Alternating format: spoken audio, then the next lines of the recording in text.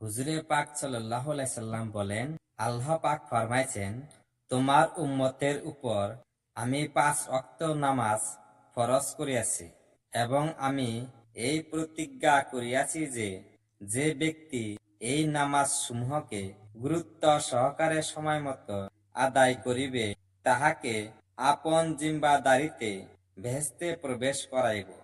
আর যে ব্যক্তি এই নামাজের প্রতি যত্নবান হইল না, তাহার ব্যাপারে আমার কোনো জিম্মাদারি নেই। অন্য হাদিসে পরিষ্কার ভাবে বর্ণিত হইয়াছে যে আল্লাহ পাক 5 ওয়াক্ত নামাজ ফরজ করিয়াছেন। যদি কোনো ব্যক্তি অবহেলা বশত ওই নামাজে কোনো প্রকার ত্রুটি না করে, বরং যথাযথভাবে উযু করিয়া সময় মতো পূর্ণ আন্তরিকতার সহিত নামাজ পড়ে, আল্লাহ তাআলা প্রতিশ্রুতি দিয়াছেন যে এমন ব্যক্তিকে নিশ্চয় বেহেশতে প্রবেশ করাইবেন। আর যাহারা উহার প্রতি উদাসীন থাকিবে, তাহাদের প্রতি আল্লাহ তাআলার কোনো ওয়াদা নাই। তাহাকে ক্ষমা করা বা শাস্তি প্রদান করা সম্পূর্ণ আল্লাহ তাআলার ইচ্ছার উপর নির্ভর করে।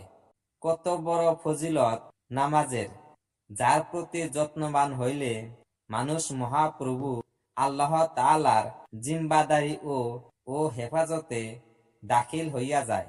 আমরা পার্থিব জগতেও দেখিতে পাই, যদি কোনো প্রভাবশালী বা ধনী ব্যক্তি কাহাকেও কোনো প্রকার আশ্বাস প্রদান করে অথবা কোনো দাবি পূরণের দায়িত্বভার প্রদান করে, তবে উক্ত ব্যক্তির আনন্দের আর পরিসীমা থাকে না, বরং সেই প্রভাবশালী ব্যক্তির কৃতজ্ঞতা পাশে আবদ্ধ হইয়া যায়। পক্ষান্তরে একটি সাধারণ ও সহজসাধ্য ইবাদত নামাজের উপর ভিত্তি করিয়া মহান আল্লাহ তাআলা প্রতিজ্ঞাবদ্ধ হইয়াছেন যে আমি আমার বান্দাকে নিশ্চয় পুরস্কৃত করিব। তবুও আমাদের মতো হতভাগ্য আর কে হইতে পারে, যাহারা এই ব্যাপারে চরম উদাসীনতার পরিচয় দিয়া থাকে।